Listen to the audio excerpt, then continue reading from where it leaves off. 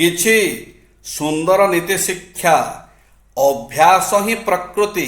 ଇତିହାସର ପୁନରାବୃତ୍ତି ହୁଏ। କାଦୁଅକୁ ଗଲେ ଗୋଡ଼ ଧୋଇବାକୁ ପଡ଼ିବ। ମଣିଷ ମାତ୍ରେ ଭୁଲ କରେ। ଜ୍ଞାନୀ ଲୋକ କମ୍ କୁହେ। ମାନ ବଢ଼ାଏ ଭାବ ସ୍ୱଭାବ। ବହୁ ପ୍ରତିଶ୍ରୁତି ଅର୍ଥହୀନ। ଆଶା ଭିକାରୀର ଗରମ ରୁଟି। ନିଜେ ଭଲ ତ ଦୁନିଆ ଭଲ। ଆଲୋ ସଖୀ ଆପଣା ମହତ ଆପେ ରଖି। ଯେ ଖାଏ ଚିନି ତାକୁ ଯୋଗାନ୍ତି ଚିନ୍ତାମଣି। ପ୍ରେମ ହିଁ ଜୀବନର ମାପକାଠି। ମୃତ୍ୟୁ ପରେ ସମ୍ମାନ ମିଳେ। ଗୁଜବ ସବୁଠାରୁ ଭୟଙ୍କର ଜୀବାଣୁ। ସ୍ୱାସ୍ଥ୍ୟ ହିଁ ଭଗବାନଙ୍କର ଶ୍ରେଷ୍ଠ ଦାନ। ଯାହାର ଦେଣା ଯେତେ ତାର ଦୁଃଖ ସେତେ। ଯେଉଁଠାରେ ଶାନ୍ତି ସେଇଠି ଈଶ୍ୱର। ଗର୍ବ ଓ ପ୍ରତିଷ୍ଠା ଚରମ ସୀମାରେ ଉପନୀତ ହେଲେ ପତନ ହୁଏ।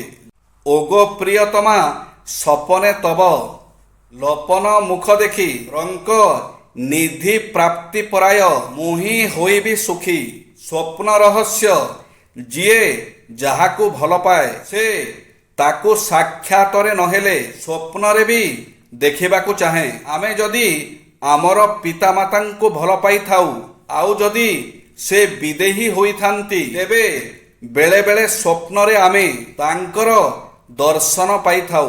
ସ୍ୱପ୍ନରେ ବିଦେହୀ ପିତାମାତା ଗୁରୁ ବା ଇଷ୍ଟ ଦେବତାଙ୍କ ଦର୍ଶନକୁ ଶୁଭ ବୋଲି ବିଚାର କରାଯାଏ। ବାସ୍ତବରେ ସମ୍ଭବ ନହେଲେ ପ୍ରେମିକ ପ୍ରେମିକା ସ୍ୱପ୍ନରେ ପରସ୍ପରକୁ ଦର୍ଶନ କରି ଓ ଆଭାସୀ ସଙ୍ଗ ସାନ୍ନିଧ୍ୟ ଲାଭ କରି ଖୁସି ହୋଇଥାନ୍ତି। କୌଣସି ଅସ୍ତିତ୍ୱ ନଥିବା ସ୍ୱପ୍ନ ସୁନ୍ଦରୀକୁ ମଧ୍ୟ ସ୍ୱପ୍ନରେ ଥରେ ଦର୍ଶନ କରି ଅନେକ ନିୟତ ଦର୍ଶନ ପାଇଁ ଝୁରି ହେଉଥାନ୍ତି। ତେବେ ମଣିଷ କେବଳ ସୁଖ ସ୍ୱପ୍ନ ଦେଖେ ନାହିଁ, ଦୁଃସ୍ୱପ୍ନ ବି ଦେଖେ। ଭୂତ ମାଡ଼ି ବସିବା, କଳାହାଣ୍ଡିଆ ମେଘ ଘୋଟି ଆସିବା, ଦଂଶନ ପାଇଁ ବିରାଟ କାୟ କଳାନାଗ ହରାଇବା, ନଈବା ସମୁଦ୍ରରେ ପହଁରିବା, ଅଗାଧ ଜଳରେ ପଡ଼ି ଉବୁଟୁବୁ ହେବା, ଶତ୍ରୁ ବା ଦସ୍ୟୁମାନେ ମାରିବା ପାଇଁ ଉଡ଼ାଇବା, ଏହିପରି କେତେ ଦୁଃସ୍ୱପ୍ନ। ମାନସିକ ଅସୁସ୍ଥତା ଦୂର କରେ ସ୍ୱପ୍ନ। ଫ୍ରଏଡଙ୍କ ମତରେ ମାନସିକ ଅସୁସ୍ଥତା ଦୂର କରିବାରେ ପ୍ରଧାନ ସହାୟକ ହେଉଛି ସ୍ୱପ୍ନ।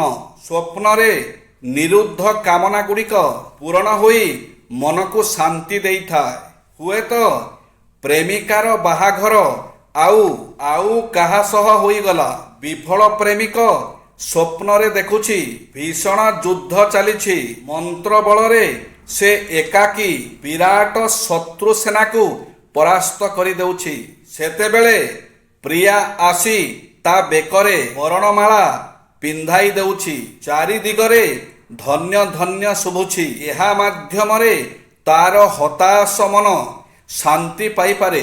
ଏହିପରି ଭାବେ ସ୍ୱପ୍ନ ଆମକୁ ଭୀଷଣ ମାନସିକ ଅବସାଦରୁ ଓ ପାଗଳ ହେବାରୁ ବଞ୍ଚାଇ ଦେଇପାରେ। ତେଣୁ ସ୍ୱପ୍ନ ମିଥ୍ୟା ଓ ଅଳିକ ନୁହେଁ। ଏ ଆଲୋଚନାରେ ଆମେ ସ୍ୱପ୍ନର ମନସ୍ତାତ୍ତ୍ୱିକ ବ୍ୟାଖ୍ୟା, ମନେର ପଥେ ଓ ଫ୍ରଏଡଙ୍କ ତତ୍ତ୍ୱ ଅବଲମ୍ବନରେ ସଂକ୍ଷେପରେ ହେବାକୁ ଚେଷ୍ଟା କରୁଛୁ। ଜୟ ଶ୍ରୀ ଜଗନ୍ନାଥ।